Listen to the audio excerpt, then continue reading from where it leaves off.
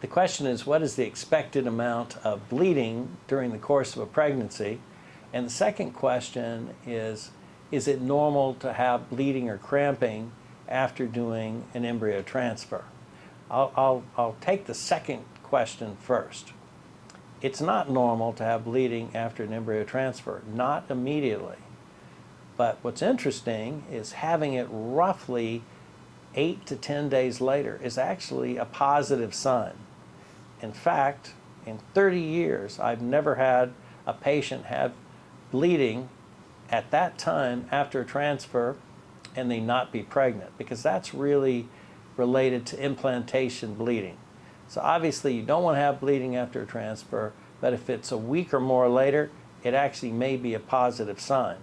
Now, in terms of how much bleeding is normal during pregnancy, the majority of women have no bleeding at all during their pregnancy. However, if you do IVF and then do a frozen embryo transfer, it's relatively common to have some spotting after the transfer once the pregnancy has begun. And I would say maybe half of women will have some spotting. So we see this routinely. It's not a scary thing. We do look into it. We make sure that everything is going fine with the pregnancy and that there's no blood in the uterus. But in general, it does not indicate that there's any problem with the pregnancy, and it doesn't lead to any problems later.